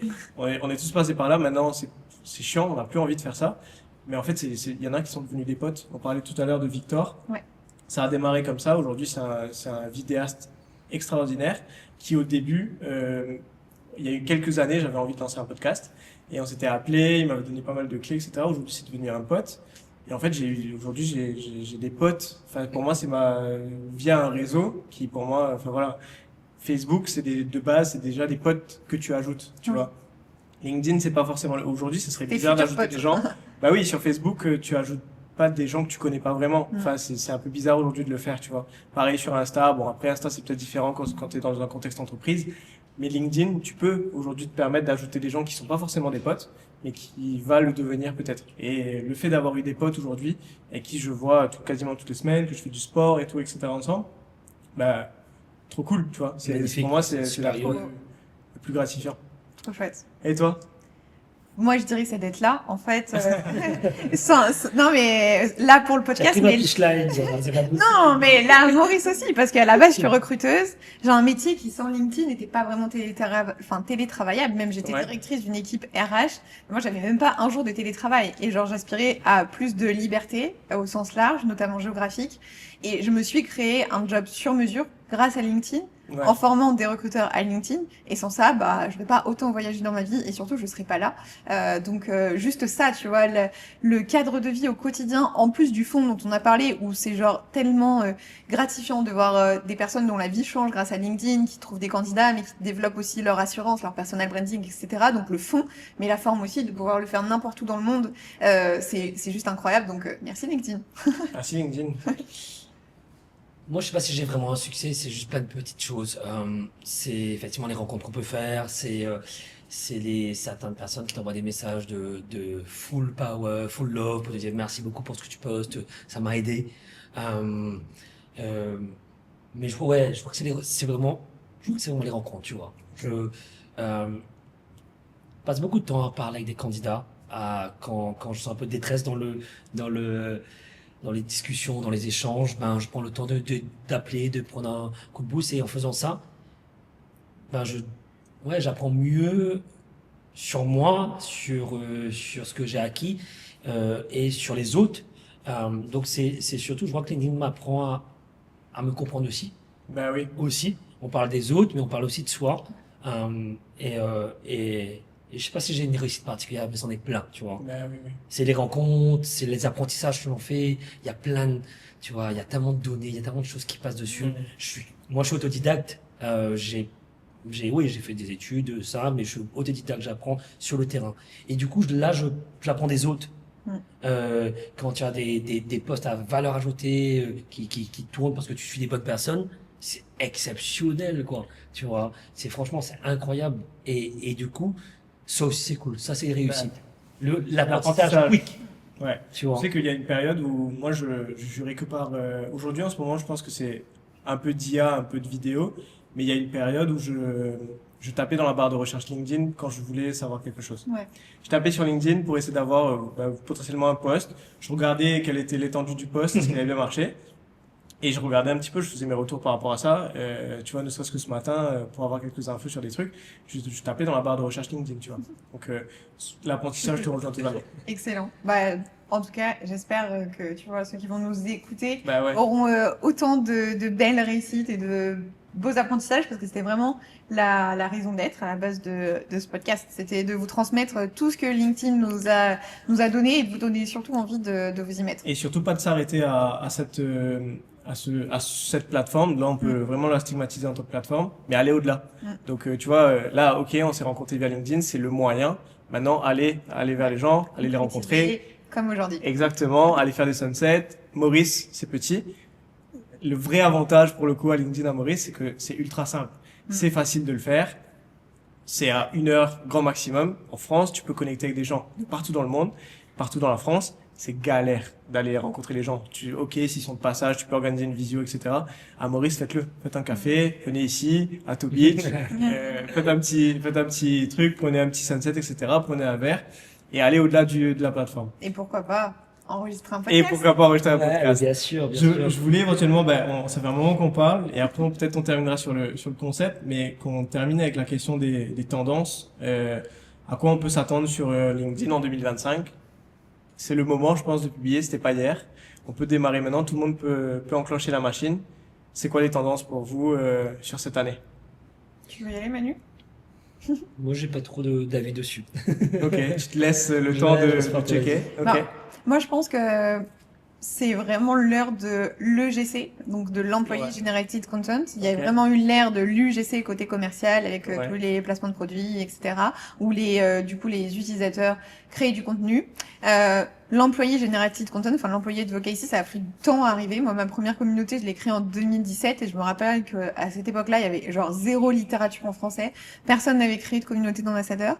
Et aujourd'hui, ça se démocratise de plus en plus. Et tu disais tout à l'heure, on fait tellement plus confiance à un humain qu'à une page corpo, aussi bien animée soit-elle. Donc, je le vois de plus en plus et je le sais, vu que c'est un de nos services, la demande, elle explose. Donc, forcément, il y a de plus en plus de collaborateurs qui, par leur propre initiative, prennent la parole. Il y a aussi beaucoup plus d'entreprises qui essayent d'encourager leurs collaborateurs à le faire, les forment, leur laissent du temps libre aussi pour le faire. Donc pour moi, 2025, c'est ça, c'est prendre la parole, qui que l'on soit. On n'a pas besoin d'avoir une grosse communauté, on a forcément des choses à dire sur son quotidien, sur son expertise ou autre. Donc moi, la grosse tendance 2025, je la vois comme ça. Ok, trop cool. Toi, tu penses à quoi? Moi, je dirais qu'il y aura de plus en plus de concurrence. Donc, je trouve que c'est super positif. C'est-à-dire que tout le monde se met à écrire, à créer du contenu. Et du coup, ce qui va faire la différence, c'est un contenu de qualité. Ça rejoint aussi le fait potentiellement de joindre l'intelligence artificielle. L'IA va faire un gros coup sur LinkedIn. On voit déjà des posts entièrement écrits avec ChatGPT, des choses comme ça. Je trouve que c'est bien d'avoir, pas entièrement, mais d'avoir en gros ce ChatGPT comme un GPS, tu vois, pas comme un pilote automatique, mais comme un GPS, tu vois, de se dire, ok, j'ai un outil pour m'aider, à me guider. Ça veut dire que plein de gens qui se disaient, non, mais moi, je suis nul à l'écrit, etc. Aujourd'hui, ChatGPT peut t'aider à reformuler tes écrits, t'aider à faire un post. Peut-être que tu n'avais pas l'inspiration, peut t'aider à trouver l'inspiration avec ne serait-ce que quelques idées. Donc, c'est important de prendre le pli de l'IA. Il y a quelques années, quand on a démarré, on n'entendait pas parler de l'IA, tu vois. Donc là, maintenant, je pense que c'est super important de le coupler dans ces outils de création de contenu. Et dernier point, je pense qu'il y a un gros enjeu sur l'aspect B2B. En fait, aujourd'hui, le CEO branding, les managers, les DG qui prennent la parole. Aujourd'hui, avant, c'était la page corporate, s'arrêtait à là. Les personnes, ils avaient une petite présence, il y avait la belle photo en costard-cravate. Aujourd'hui, faire jouer les CEO, prendre la parole, incarner leur entreprise. Moi, j'ai plein d'exemples d'entrepreneurs que je suis, tu vois, qui aujourd'hui, je suis parce que ils me montrent leur quotidien sportif. Et je pense à, tu vois, Stanislas Gruot, je sais pas si vous le connaissez. Oui, bien sûr. Explora Project, j'ai découvert le projet via lui, ses posts. Ouais. Mais j'adorais déjà le personnage qui parlait, tu vois, de sport, de plein de choses. Donc, c'est ultra important aujourd'hui, cet aspect entreprise, B2B, de mettre un peu tout le monde qui sont au potentiel de l'entreprise, pousser ça. Donc, ça va être trop cool. Moi, je pense qu'il y a une grosse année à faire. Il y a de la place pour tout le monde. C'est pas du tout en mode saturé. Et au contraire, même si c'est saturé, ça va être saturé pour ceux qui vont faire tous la même chose. Oui, il y a des moments où tu dois démarrer, t'as pas d'inspi, il y a Inoxtag qui va gravir l'Everest, tout le monde faut faire un post dessus, ok, fine, pas de souci, parce que ça va te faire de la visibilité, c'est aussi bien, ça va te donner confiance et tout. Mais tu vas trouver petit à petit ta singularité, et c'est là où je trouve ça sympa de se dire, ok, il y a de la place, let's go.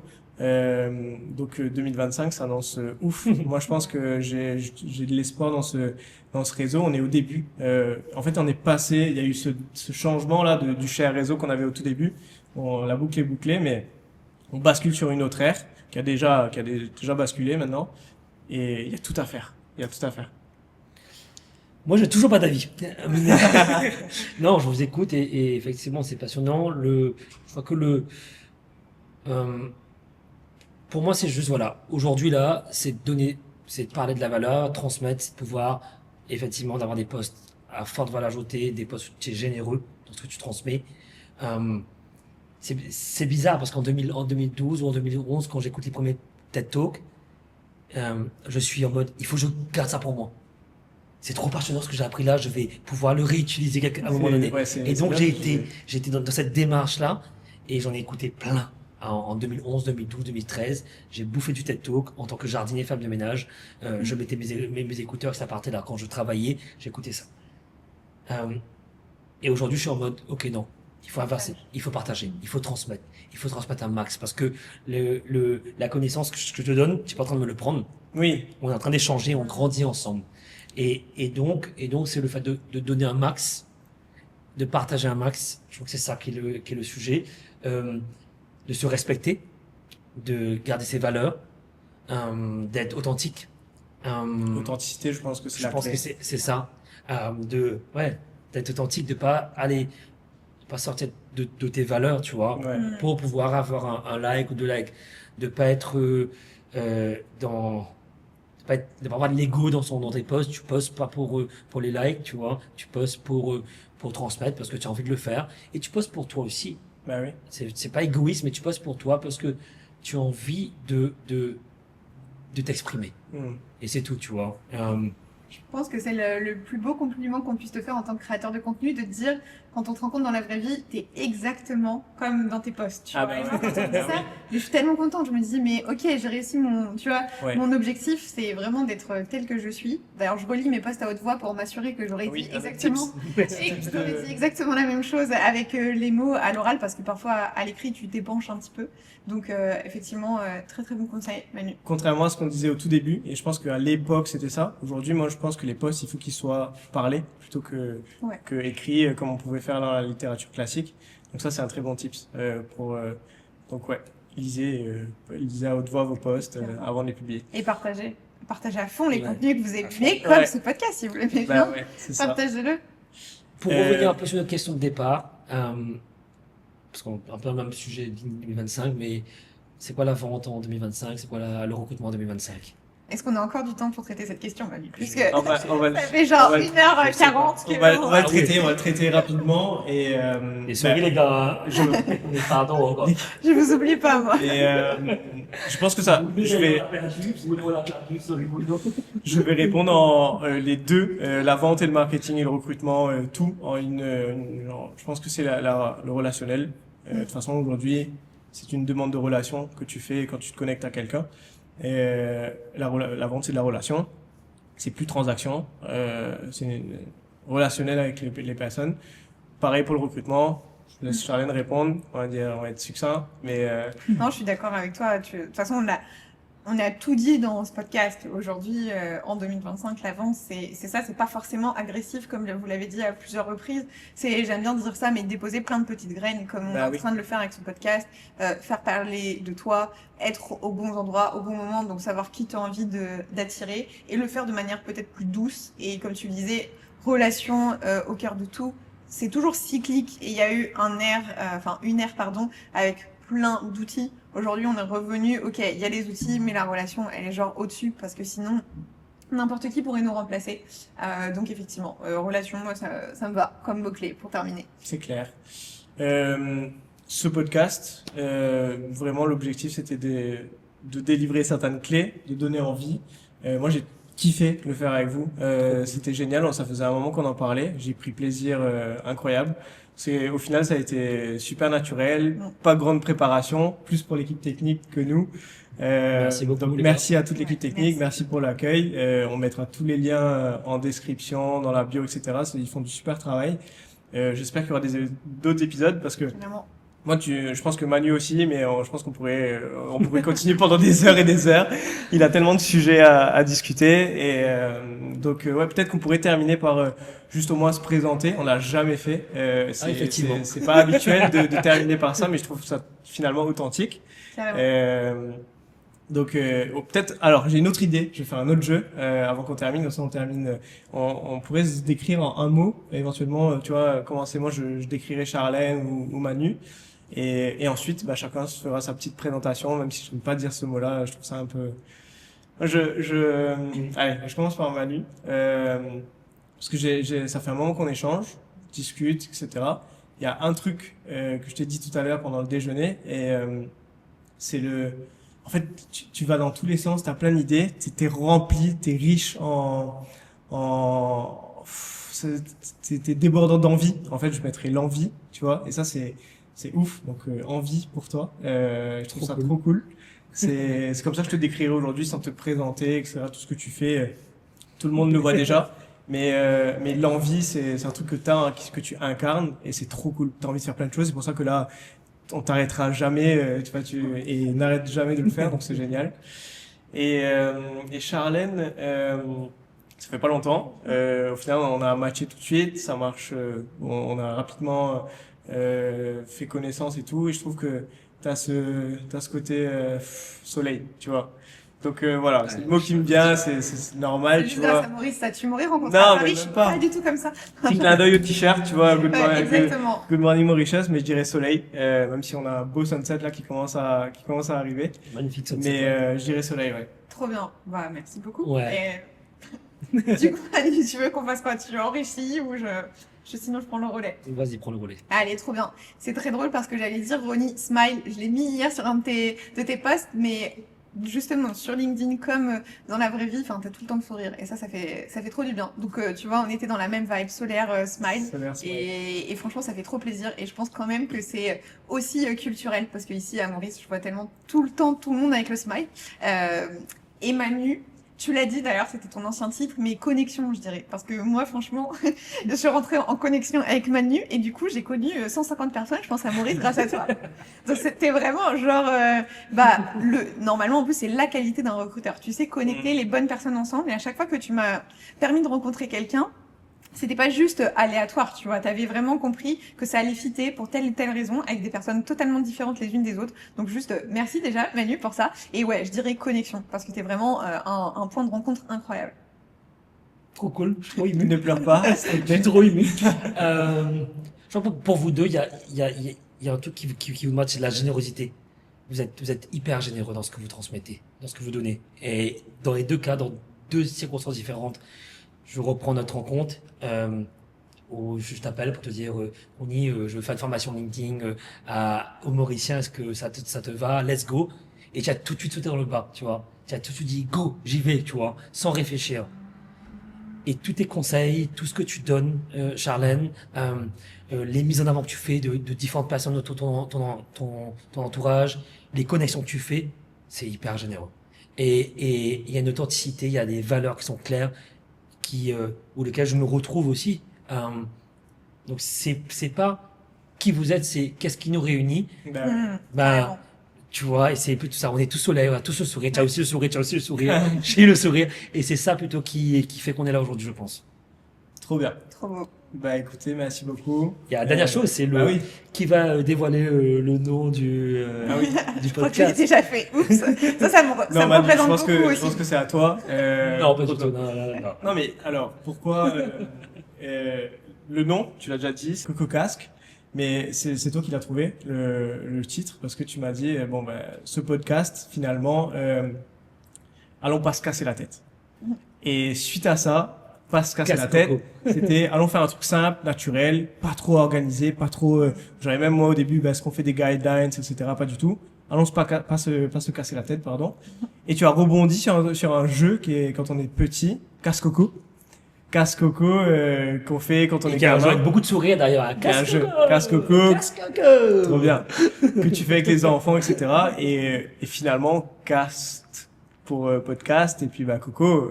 Ouais. Ici, quoi. Coco. Coco. Comme un côté de qu'on tout. a dû en trouver là pour le podcast. Donc, Ouais. des prochains épisodes potentiels avec d'autres intervenants, pas forcément nous, qui seront là pour animer ce concept que tu vas avoir plaisir à nous raconter. De raconter tout de suite? Non, ça va être compliqué. Dans Mais- un, Ouais, allez, en 2 mots. L'idée, c'est que ce podcast soit volé, ou en tout cas que Cast Coco soit volé. S'il y a des personnes qui vont intervenir, c'est des personnes qui veulent se lancer. Parce que moi, c'est mon premier podcast.